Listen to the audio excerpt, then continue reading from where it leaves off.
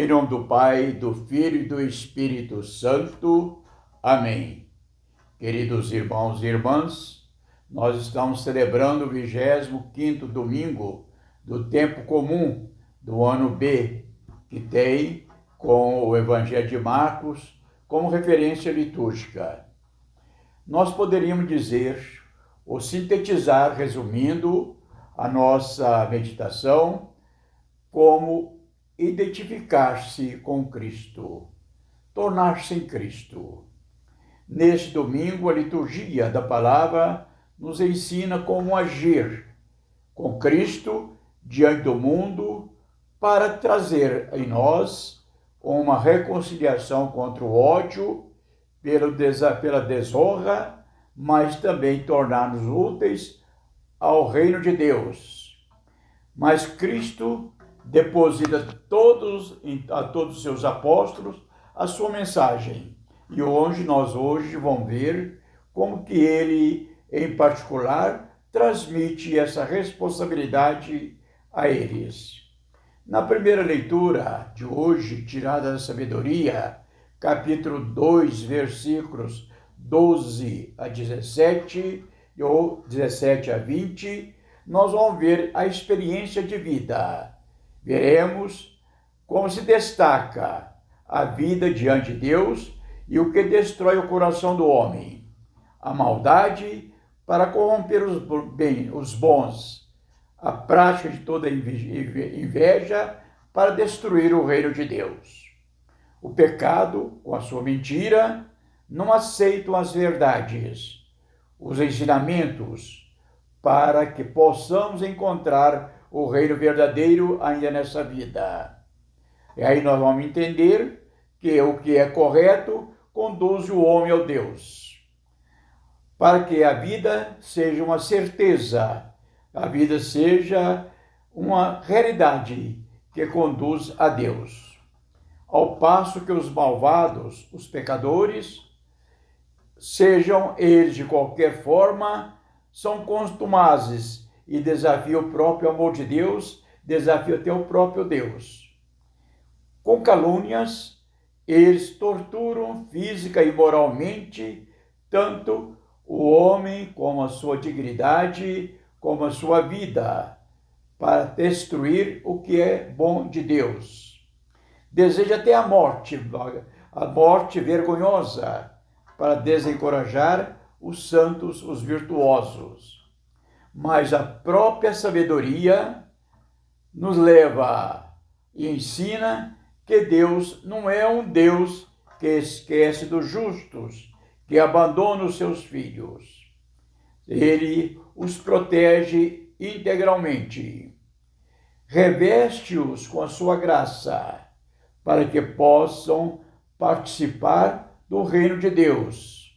E assim o sábio confia em Deus, sem reservas, porque ele é o seu Criador e ama os seus filhos como a mãe protege os filhos. Assim, uma síntese da primeira leitura de hoje, tirada de Sabedoria. Deus está diante do homem, enquanto a maldade quer afastar o homem de Deus. Mas Deus o acompanha e protege. Aí vamos pegar então a segunda leitura de hoje, que é tirada de São Tiago, capítulo 3, versículos 16 ao capítulo 4, versículo 3. A carta nos conduz pela sabedoria, mostrando de onde ela vem e o que a caracteriza.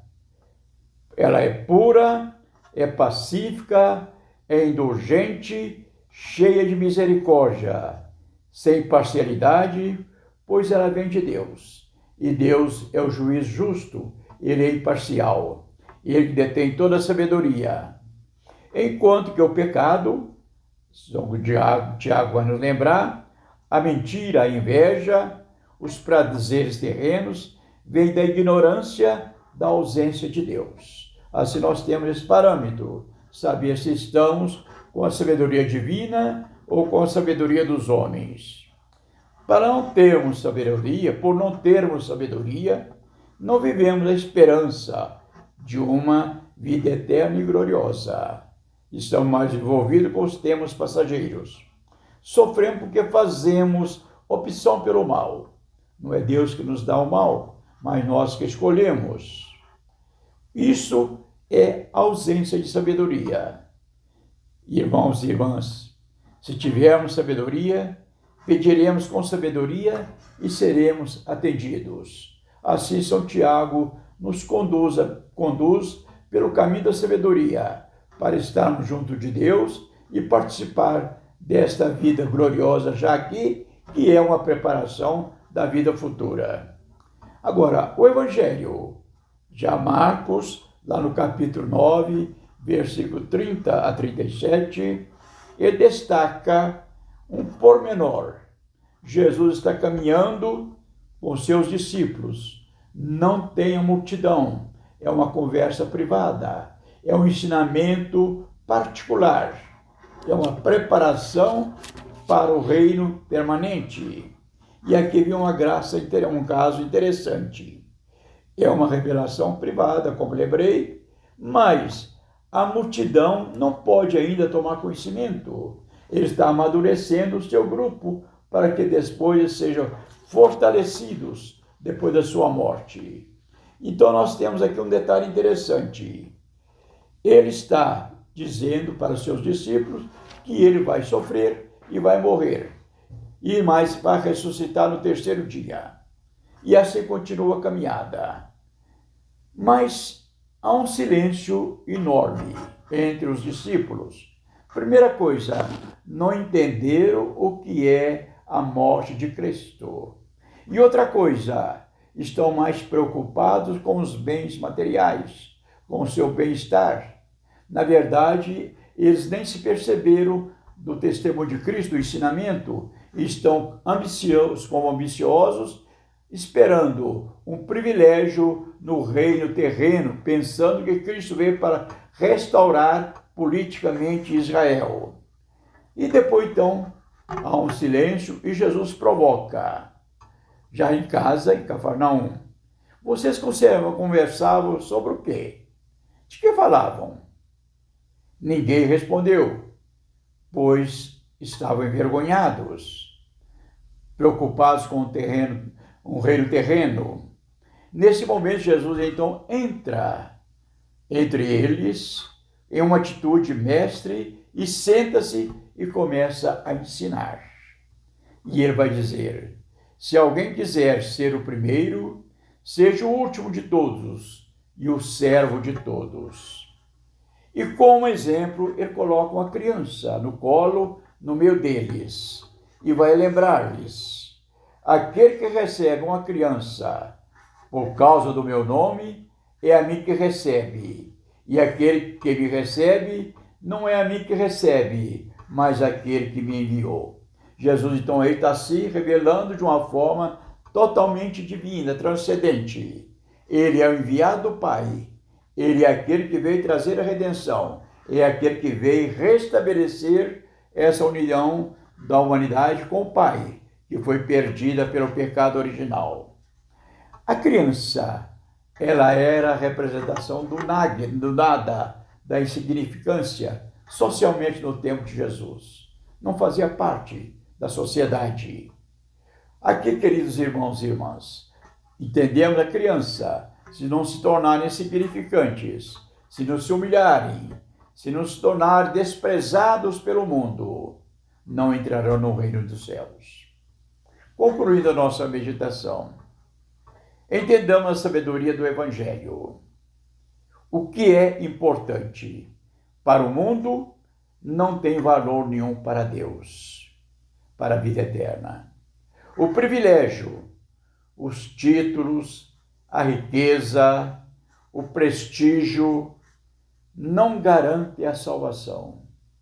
Não são a titulação humana.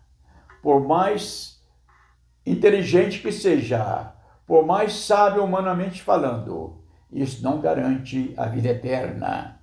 O que nos garante a salvação é seguir Jesus. É a sua sabedoria. Tornarmos criança e eu fazer uma opção para o reino de Deus.